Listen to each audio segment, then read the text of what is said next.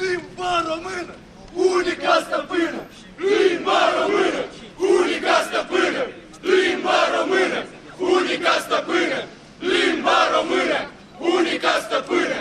Limba română, unica stăpână! Limba română, unica stăpână!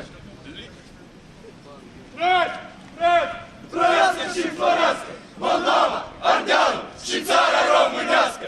Trăiască, trăiască, trăiască și înflorească Moldova, Ardealul și țara românească!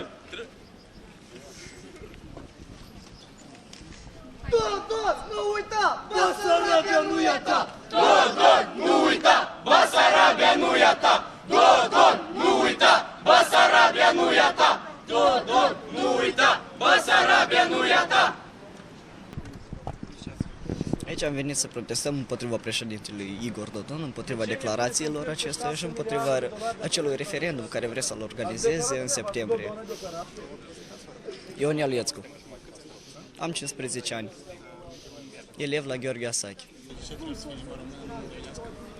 Deoarece așa a fost în istoric, deoarece când toți elevii în clasa 5, în clasa 5, 6, 7, când am învățat despre formarea poporului român, am învățat despre formarea poporului român, nu români, nu moldovenilor. Există moldoveni, dar aceștia sunt români moldoveni. Din secolul XIV există așa o țară, țara Moldovei. Atunci nu era încă România. Nu gândiți că nu e corect așa de gândit. Nu era România, dar era poporul român. Ce clasă sunteți? A 8-a. Câți ani aveți? 14. Da, suntem cetățeni ai Republicii Moldova, dar suntem etnici români. Vă prezentați, vă rog, și... Păsula Radu, Asociația Onoare Demnitatea Patriei, Unirea ODIP. 16 ani. Cu plăcere.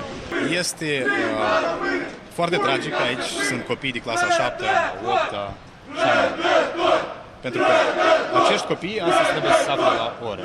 Fie la limba română sau la istoria română. Când i-am întrebat pe acești copii dacă știu ce disciplină se învață în România, mi-a fost cel puțin straniu să aud că idei nu au.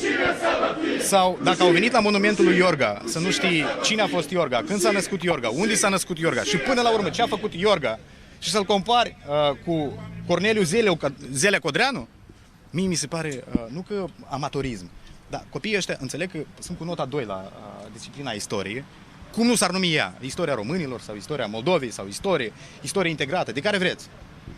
Și au venit aici, așa cum am zis, plătiți de anumiți funcționari sau persoane care au anumite interese în acest sens.